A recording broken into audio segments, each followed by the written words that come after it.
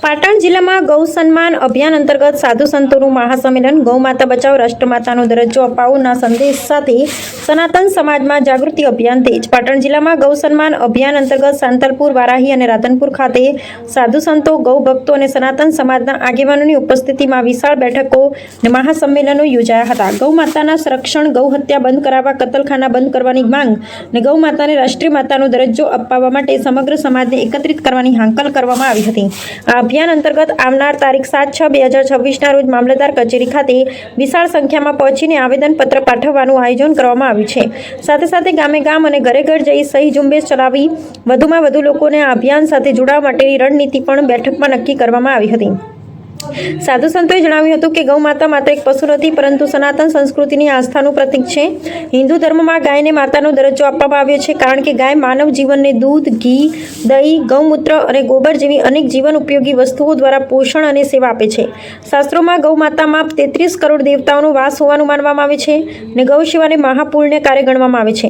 બેઠક દરમિયાન સાધુ સંતોએ દુઃખ વ્યક્ત કર્યું હતું કે આજના સમયમાં અનેક ગાયો રસ્તાઓ પર રઝળતી જોવા મળે છે. બજારોમાં કાગળ, પ્લાસ્ટિક અને કચરો ખાઈ ગૌ માતા પોતાનું જીવન ટૂંકાવી રહી છે, જ્યારે નંદી રસ્તાઓ વચ્ચે ભટકતા જોવા મળે છે. ગૌ માતાની આવી પરિસ્થિતિ સમાજ માટે ચિંતાનો વિષય હોવાનું જણાવી ગૌ સેવા અને ગૌરક્ષા માટે લોકોમાં વધુ સંવેદના અને પ્રેમ જગાવવાની જરૂરિયાત વ્યક્ત કરવામાં આવી હતી. સાધુ સંતોએ વધુમાં જણાવ્યું હતું કે વર્ષોથી ચાલી રહેલા ગૌવંશના કતલખાનાઓ બંધ થાય અને ગૌ માતાને રાષ્ટ્રીય માતાનો દરજ્જો આપવામાં આવે તે માટે હવે દેશવ્યાપી જન આંદોલન ઊભું થઈ રહ્યું છે. ગૌરક્ષા માટે કડક કાયદો લાવવાની માંગ સાથે સમગ્ર દેશના સનાતન સમાજમાં ભારે લાગણી અને સમર્થન જોવા મળી રહ્યું છે. આ મહાસંમેલનમાં યુવાનોને સનાતન ધર્મ, ભારતીય સંસ્કૃતિ અને ગૌ સેવાના મહત્વ વિશે જાગૃત કરવામાં આવ્યા હતા. સાધુ સંતોએ જણાવ્યું હતું કે ગૌ માતા પ્રત્યેનો પ્રેમ અને સેવા માત્ર ધાર્મિક ભાવના નહીં, પરંતુ ભારતીય સંસ્કૃતિની ઓળખ છે. દરેક હિન્દુ પરિવાર ગૌરક્ષા માટે આગળ આવે અને ગૌ માતાના સંરક્ષણ માટે પોતાનો ફાળો આપે તે માટે અપીલ કરવામાં આવી હતી. વારાહી ગૌશાળા, સાંતલપુર ગૌશાળા અને રાધનપુર ખાતે આવેલ વાગડ લોહાણા મહાજનવાડીમાં યોજાયેલા કાર્યક્રમોમાં મોટી સંખ્યામાં ગૌ ભક્તો, સમાજના આગેવાનો, યુવાનો અને મહિલાઓ ઉપસ્થિત રહ્યા હતા. વિવિધ તાલુકામાંથી જોડાયેલા સનાતન ધર્મપ્રેમી ભાઈઓ બહેનોએ ગૌ માતા બચાવવાના આ અભિયાનને પૂર્ણ સમર્થન આપ્યું હતું. ગૌ માતા વિશે સાધુ સંતોએ રજૂ કરેલા મુખ્ય મુદ્દાઓ: ગૌ માતા સનાતન ધર્મની આસ્થા અને ભારતીય સંસ્કૃતિનું પ્રતીક છે. શાસ્ત્રોમાં ગૌ માતામાં 33 કરોડ દેવતાઓનો વાસ માનવામાં આવે છે. ગાય માનવ જીવનને પોષણ અને આરોગ્ય આપતી માતા સમાન છે. ગૌ સેવા અને ગૌરક્ષા મહાપુણ્ય કાર્ય માનવામાં આવે છે. રસ્તાઓ પર રઝળતી ગાયો અને નંદીઓની સેવા માટે સમાજ આગળ આવે તે જરૂરી છે. ગૌ હત્યા અને ગૌવંશના કતલખાનાઓ બંધ કરવા કડક કાયદાની માંગ ઉઠી રહી છે. ગૌ માતાને રાષ્ટ્રીય માતાનો દરજ્જો અપાવવા માટે દેશવ્યાપી અભિયાન ચલાવવામાં આવી રહ્યું છે. યુવાનોમાં સનાતન ધર્મ અને ગૌ સેવા પ્રત્યે જાગૃતિ લાવવાનો સંકલ્પ લેવામાં આવ્યો. રિપોર્ટ વિશિષ્ટ કર્તવ્ય ન્યૂઝ, રાધનપુર.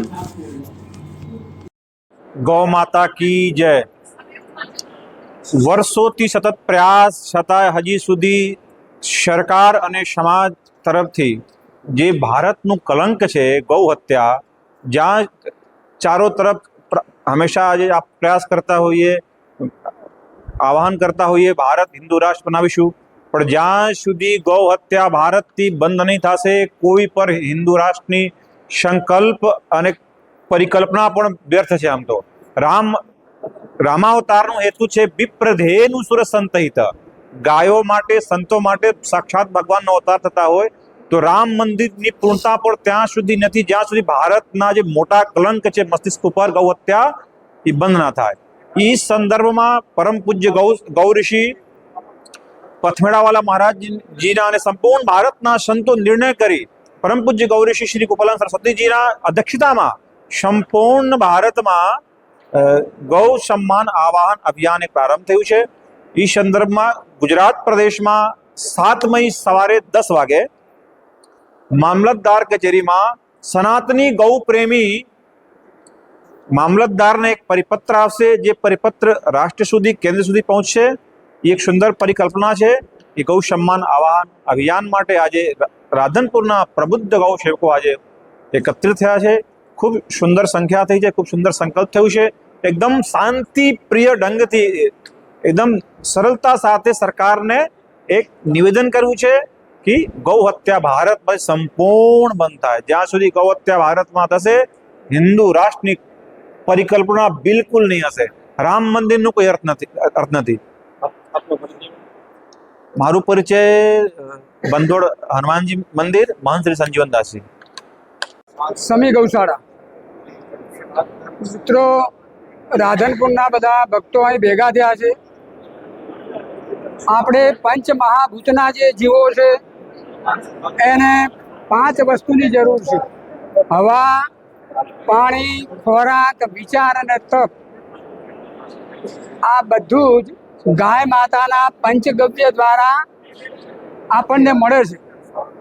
તો આમ તમામ જીવોને આપણે જો સારું આરોગ્ય આપવું હોય તો ગાય બચવી જોઈએ. 1857 પછી આજે આપણે જ્યારે બેઠા છીએ ત્યારે ન ભૂતો ન ભવિષ્યથી એવા આપણે કામે લાગીએ કે એક પણ હિન્દુની સહી અહીં સ્થાન ઉપર હોય, ઝૂંપડા ઉપર હોય, ત્યાંથી બાકી ના રહે. તો આ કાર્યને આપણે જો સફળ બનાવીશું તો આખા ભારત ને વિશ્વ શું કહે છે? સોને કી ચિડિયા. પણ આ અભિયાન જો આપણે સફળ બનાવ્યું તો આખા વિશ્વની અંદર ભારત સોનાનો ગરુડ બનશે ને બનશે. ચીડિયાને તો કોઈ મસળી નાખે પણ ગરુડને કોઈ મસળી શકે નહીં. તો આજે આપણે એ જ આશા રાખીએ, આપણે બધા કર્મરત રહીએ. जय गौ माता, जय गोपाल। आज सब साधु संतों के साथ राधनपुर में गाय माता को सम्मान दिलाने, भारत में गौ हत्या बंद करने और केंद्रीय गौपालन मंत्रालय के माध्यम से गौ माता की सेवा सुनिश्चित करने के लिए पूरे गुजरात प्रांत में 7 मई को सभी तालुका से प्रार्थना पत्र देने का जो क्रम चालू होना है, उसी विषय में आज यहाँ बैठक हुई है। और सभी गौ भक्तों ने पूरे प्रबल जोर के साथ कि हम राधनपुर को 27 तारीख को सुबह 9 बजे से लेकर 11 बजे तक दुकान बंद रख करके सभी लोग जाएंगे और मामलातदार ऑफिस में जाके प्रार्थना पत्र देंगे, ऐसा संकल्प लिया है। भारत में 80-85 हजार गाय माताएं रोज कट रही है। ये भारत भूमि पर सबसे बड़ा कलंक है। 100 करोड़ हिंदू जिस देश में हो वहां पर गौ माता की ऐसी दुर्दशा भारतीय संस्कृति के लिए खतरा है। भगवान राम कह के गए कि देश का विकास और देश की रक्षा गौरक्षा के बिना संभव नहीं है। तो हम सब भगवान राम के इस बात को साक्षी मान करके आज यहाँ सबने संकल्प लिया है कि हम राष्ट्रपति, प्रधानमंत्री, मुख्यमंत्री और राज्यपाल के नाम मामलातदार के माध्यम से प्रार्थना पत्र भेजेंगे और संपूर्ण भारत में गौ हत्या बंद करके गौ माता को राष्ट्र माता जाहिर करवा के और केंद्रीय गौपालन मंत्रालय बनवा के गाय माता की सेवा को सुनिश्चित करवाएंगे। ऐसा संकल्प आज संतों के साथ राधनपुर के सभी प्रबुद्ध गौ सेवकों ने मिलकर के लिया। मुझे सारे संत प्रेम से गोपालानंद सरस्वती कहते हैं।